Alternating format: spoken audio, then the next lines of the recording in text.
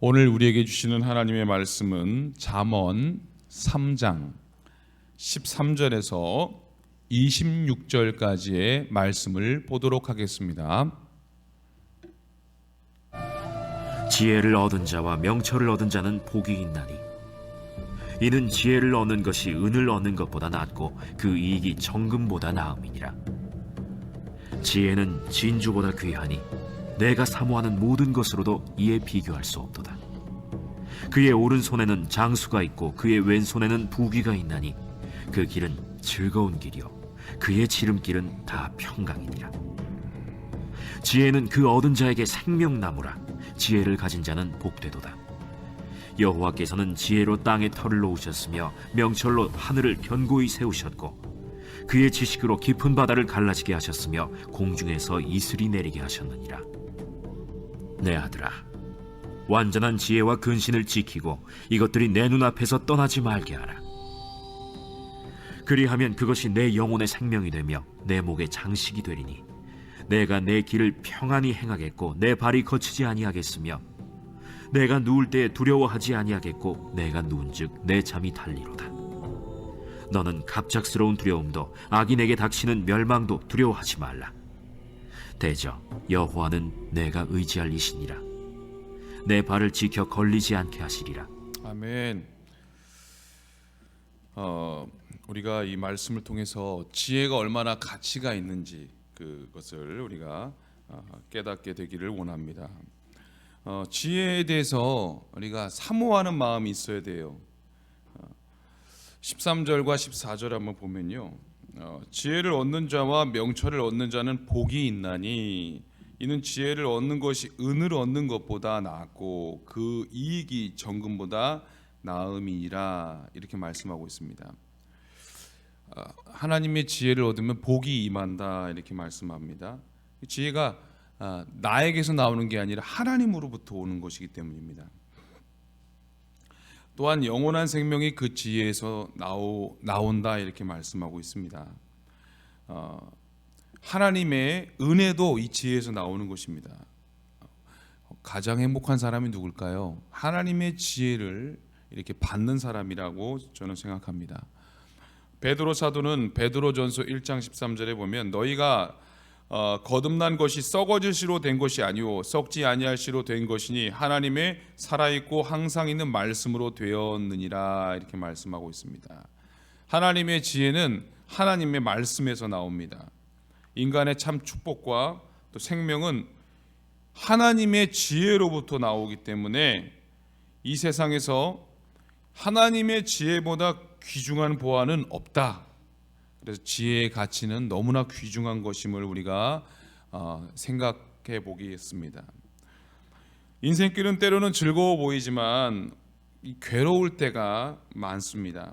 그런데 우리가 이 세상을 살아가는 동안에 하나님의 지혜를 사용하면 그 인생의 길이 평탄하고 안전할 것이다, 이렇게 말씀하고 있습니다. 16절에 한번 또 보면요, 그의 오른손에는 장수가 있고 그의 왼손에는 부귀가 있다, 이렇게 말씀하고 있습니다. 이 지혜는 오른손에는 장수, 건강이 있겠죠. 왼손에는 부, 한마디로 말하면 빈손이 없다는 것입니다. 우리가 모두가 이 장수나 이 부귀는 우리가 모두가 바라는 것이죠. 그래서 이 하나님께서 주시는 이 오른손과 왼손, 하나님이 우리에게 주시는 이 선물을 의미하는 것입니다. 왼편 손에 들고 있는 선물이 바로 부귀라는 것이고, 이 부와 귀는 물질을 말하고 귀는 명예를 말합니다. 지혜를 얻는 자는 이 하나님의 양손에 있는 선물을 하나님께 받는 것이다, 이렇게 말하고 있습니다. 그러면 이 참 지혜는 누가 얻을 수 있겠습니까?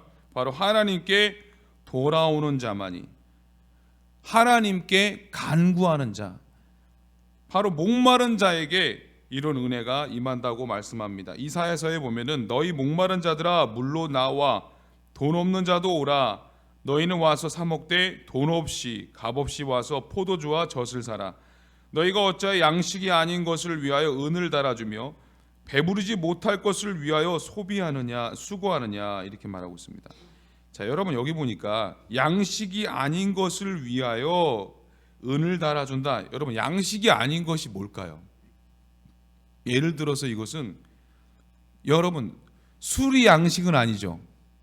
그런데 여기 이 술과 같은 것은 양식이 아닌데 여기에 은을 달아두듯이 너무나도 이걸 술에 집착하는 사람들이 있어요. 이게 이제 조사를 예전 조사긴 한데 우리나라 1년 동안에 이 술 소비량이 아마 이거 몇십 년 전에 데이터일 거예요. 술 소비량이 2조 원이래. 2조 원. 제가 봐서 한 2조 원이 뭐야? 20조 원은 될 겁니다. 그리고 배부르지 못할 것이 뭘까요, 여러분?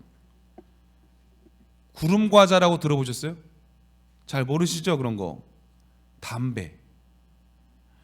좀 이제 좀 아시는 분들인데 이 기호식품 아니겠어요? 배부르지 못할 것인데 너무나 많은 사람들이 이 담배를 피고 있습니다. 이 전매청에서 매년 이 담배 통계량을 이렇게 얘기하는데 이 예전의 그 통계 수치인데 이걸 한마디로 그 담배 양을 이렇게 펼쳐 보니까 430만 킬로 지구를 한 바퀴를 돌고도 남을 만한 그 정도의 양을 이렇게 매년 생산한다고 합니다. 이렇게 사람들은 이렇게 몸에 좋지도 않은 그런 것에 너무 많은 관심을 갖는데 이사야서는 이렇게 말하고 있습니다. 나를 청종하라. 그리하면 너희가 좋은 것을 먹으며 너희 마음이 기름진 것으로 즐거움을 얻으리라. 이렇게 말하고 있습니다. 우리가 이 지혜를 사모해야 돼요. 이 지혜를 사모하면 하나님께서 이러한 은혜를 주신다고 말씀합니다. 우리가 그렇게 하나님이 주시는 부와 귀, 장수를 얻기 위해서는 어떻게 해야 될까요? 바로 우리가 가지고 있는 것을 다 내려놔야 돼요. 먼저는 마태복음 13장 44절을 보면 천국은 마치 밭에 감추인 보화와 같으니 사람이 이를 발견한 후 숨겨두고 기뻐하여 돌아가서 어떻게 했죠? 나의 소유를 어떻게 해요?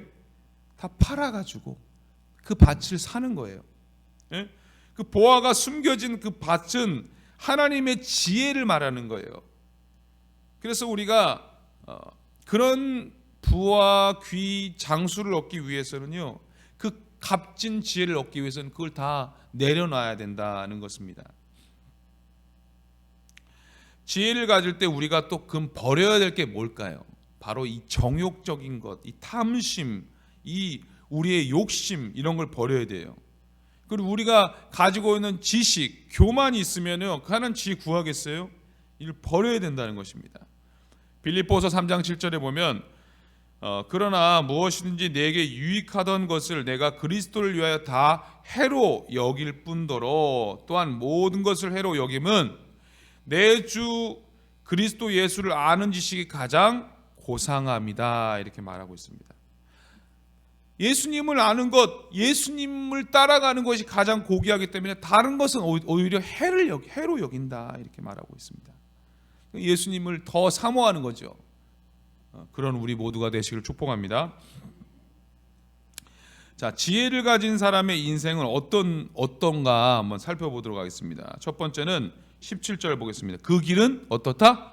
즐거운 길이요 그의 지름길은 다 평강이니라. 이렇게 먼저 그 길이 즐겁다는 것입니다. 인생길은 나그네 길인데 지혜를 가진 사람은 즐거운 인생을 살 수 있다는 것입니다. 나이가 들어도 그 즐거움이 더해진다는 것입니다. 사도 바울은 고린도후서 4장 16절에 이렇게 말합니다. 그러므로 우리가 낙심하지 아니하노니 겉사람은 후패하나 속은 날로 새롭도다. 이렇게 말하고 있습니다. 그 다음에 뭐라고? 그의 지름길은 다 평강이다. 여러분, 지혜를 가진 사람은 평강이 있다는 것입니다. 이 평강은 인간에게서 나온 것이 아니라 하나님이 주신 것이기 때문에 부족함이 있거나 또 사라질 수 있는 것이 아니다. 이렇게 말하고 있습니다. 주님은 우리에게 이렇게 말씀하십니다. 평안을 너희에게 끼치노니 곧 나의 평안을 너희에게 주노라. 내가 너희에게 주는 것은 세상이 주는 것 같지 아니하니라. 너희는 마음에 근심하지 말고 두려워하지도 말라 이렇게 말씀하고 있습니다. 이같이 주님의 평안을 가지고 살아가는 사람은요, 어떤 상황에서도 어떻게 될까? 감사할 수 있다는 것입니다.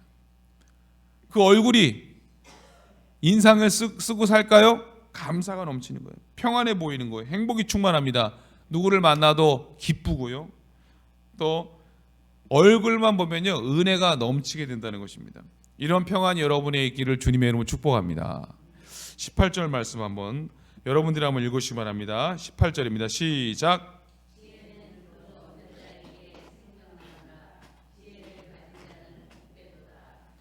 아멘.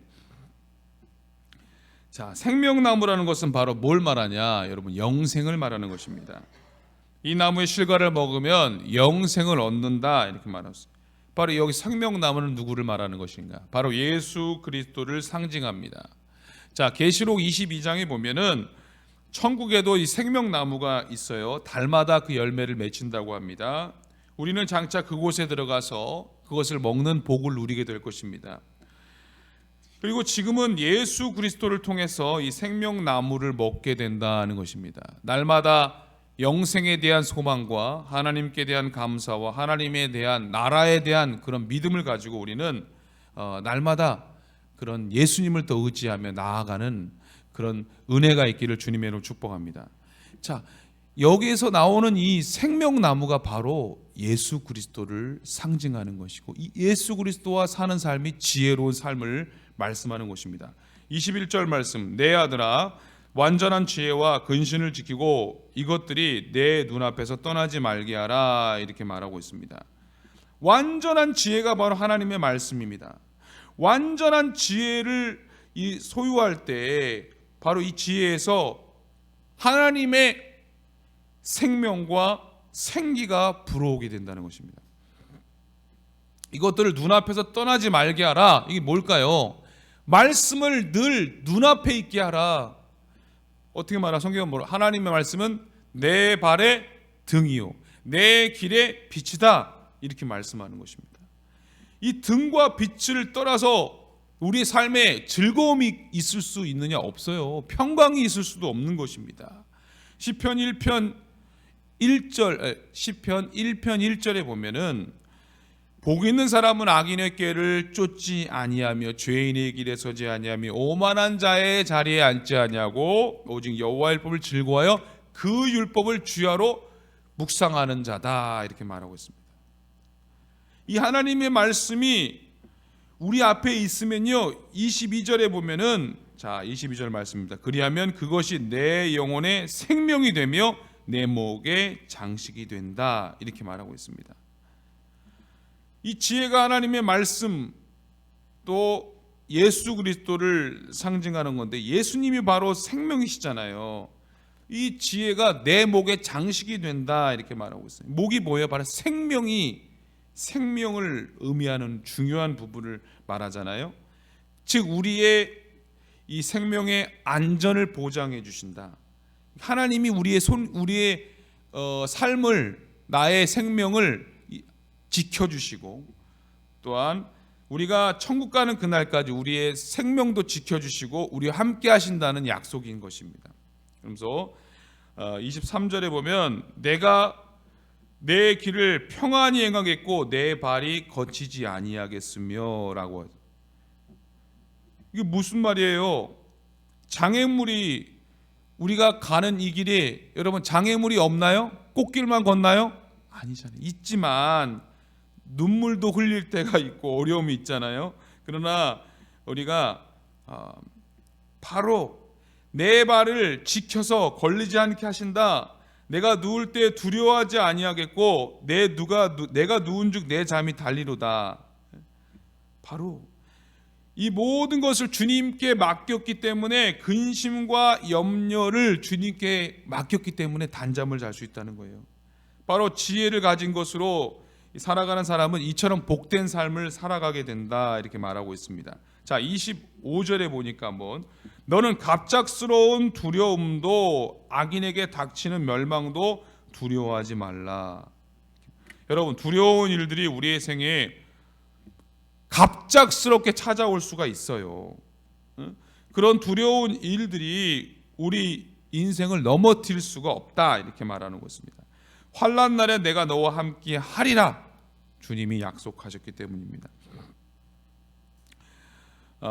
우리는 이 말씀을 기억해야 돼요. 종말이 오고 또 종말의 이런 상황들이 보여지고 더 우리를 두렵게 할수록요, 우리는요 늘 말씀을 의지해야 돼요. 로마서 8장 31절에 만일 하나님이 우리를 위하시면 누가 우리를 대적하리요. 자기 아들을 아끼지 아니하시고 우리 모든 사람을 위하여 내어주시니가 어찌 그 아들과 함께 모든 것을 우리에게 은사로 주시지 아니하시겠느냐. 누가 능히 하나님의 택하신 자를 송사하리요. 의롭다 하시는 하나님이신 누가 정죄하리요. 여기 말씀 보면 8장의 말씀 보면요, 환난이나 적신이나 기근이나 칼이나 어떤 두려움에서도 하나님이 우리를 지켜주신다 약속하시고 있어요. 우리 그걸 믿는 거예요. 믿고 맡기고 더 주님을 의지하고 또 어려움이 있을 때 어떻게 지혜를 구하고, 구하는 자와 구하지 않는 자는 엄청난 차이가 있는 거예요. 오늘 여기도 여러분 오신 이유가 뭐예요? 하나님의 지혜를 구하기 위해서 온 거예요. 하나님 어떻게 하는 게 좋을까요? 하나님 함께 해주세요 라고 지혜를 구하는 거예요. 여기서 솔로몬의 지혜가 막 생각나서 좋은 방안도 있겠지만 더 중요한 거는 예수님을 의지할 때 그것이 지혜라는 것입니다. 예수님께 더 맡기고 나아갈 때 그게 가장 큰 지혜라는 것을 말씀하는 것입니다. 여기에 지혜를 얻는 자가 얼마나 많은 좋은 것을 받는지에 대해서 말씀하고 있습니다. 우리가 이 지혜를 소유하게 되시길 주님의 이름으로 축복합니다. 지혜 안에서, 예수님 안에서 예수님을 의지하는 우리 모두가 되시기를 주님의 이름으로 축복합니다. 그러면 하나님이 함께 하시고 지켜주신다고 약속하십니다. 하나님만 의지하시고 예수님만 바라보시고 지혜의 근원이신 예수님과 함께 날마다 동행하는 우리 모두가 다 되시기를, 그래서 여기에 나오는 모든 복을 다 받아 누리시기를 주님의 이름으로 축복합니다. 기도하시겠습니다. 사랑의 하나님 감사드립니다. 오늘 주신 말씀을 통해 지혜를 사모합니다. 예수님과 동행하기를 원합니다. 예수님, 오늘도 주님의 선하신 계획 가운데 우리를 선하게 인도하여 주옵소서. 가정의 여러 가지 기도 제목들 가지고 나왔습니다. 주님, 자녀들 믿음 생활 잘하게 하시고 자녀들 또 건강하게 또 앞길이 환히 열릴 수 있도록 복의 복을 더하주시고 무엇보다 예수님 잘 믿는 자녀들 되게 하여 주시옵소서. 우리 모든 성도님들 건강 주시고 하는 사업도 잘 되게 하여 주시옵소서. 육신의 연약함으로 또 병원에서 치료받고 또 아직 예배당에 나오지 못하는 우리 성도님이 있습니다. 속히 또 회복되어 예배의 자리로 나올 수 있도록 도와주시고 날마다 예수님 의지하여 또 회복되고 강건하여지게 하여 주옵소서. 또 모든 것을 주님께 맡깁니다. 예수님의 이름으로 기도드립니다. 아멘.